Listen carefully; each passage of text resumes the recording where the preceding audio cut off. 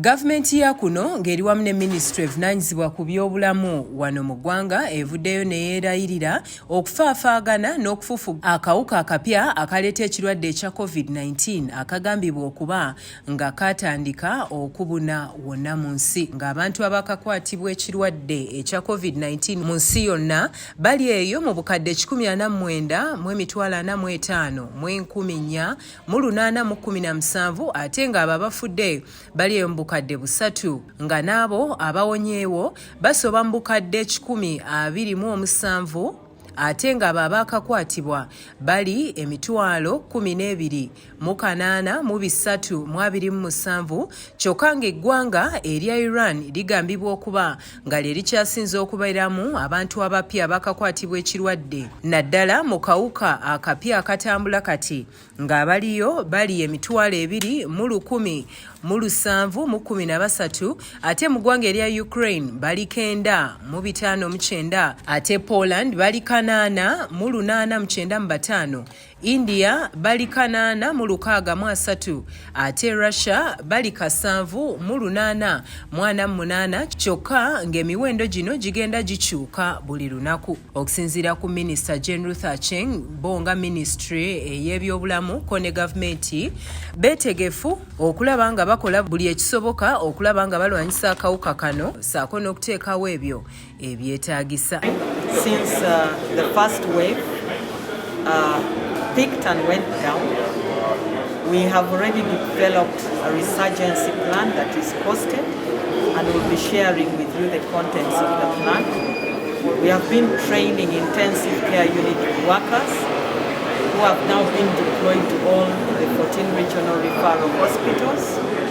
We have been addressing challenges of oxygen availability and availability of test kits, all in preparations for a resurgence. Ono era anokoddeyo ebitundu ebirala ebyetaaga okusibwako ennyo essira nga ekitundu ekya gavumenti tokitaddeeko maaso. But the most important thing is for the population to understand that the COVID-19 pandemic is not about preparation of the country, but it is about preparation of each individual to ensure that they are protected. Because with the variants in the country, once we get a resurgence, it is not only about the elderly people, even the youth, even the children will be affected. And so it is extremely important that we all take responsibility for our health. Minister ayongedde n'ategeeza nga Uganda bw'erimu obuwuka obulala butaano obutambuza akawuka aka COVID-19 okuva mu ssemazinga wa Africa saako n'amawanga amalala agali ebweru era ne basaba abannansi okufaayo ennyo okwongera okugoberera ebiragiro ebyateekebwawo okulwanyisa ekirwadde kino. To strictly observe the standard operating procedures. Right now there are many countries that are facing challenges, not only India.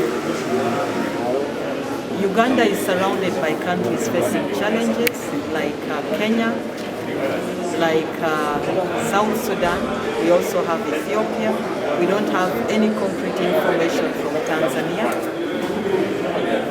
The United Kingdom has challenges, the United States has challenges, and we have already communicated to Ugandans that we have about 5 variants in the country. We have the Indian variant, we have the United Kingdom variant, the Nigerian. Nayongedde n'ayogera ne ku balwadde abalala abali wano mu ggwanga kyokka n'asuubiza nga bwe bagenda okwongera okuteekawo ebiragiro ebijja era nga baakubifulumya amangu ddala okulaba nga balwanyisa ejjenge ddala erya COVID-19 eryandirumbye eggwanga lyattu. Every handle if people maintain the standard operating procedures and get vaccinated. Vaccines are currently available, so I appeal to those 50 years and above to take advantage and get vaccinated. Right now from our statistics, we are beginning to see a rise in the numbers, although small but significant. And it is extremely important that people take the COVID-19 pandemic situation very seriously. The Ministry of Health, partners, and the Indian Association have been in discussions as what to do, not only regarding the situation in India, but also around. Bano nno bagenze okuvaayo bwe bati nga n'omulimu ogw'okugema ekirwadde ekya COVID-19 gukyagendera ddala maaso wano mu ggwanga era ng'abantu abawerera ddala bazze bagemwa mu bitundu by'eggwanga ebitali bimu. Eggulire lino likusakiddwa Isa Kigongo ku lwa 44 eggulo.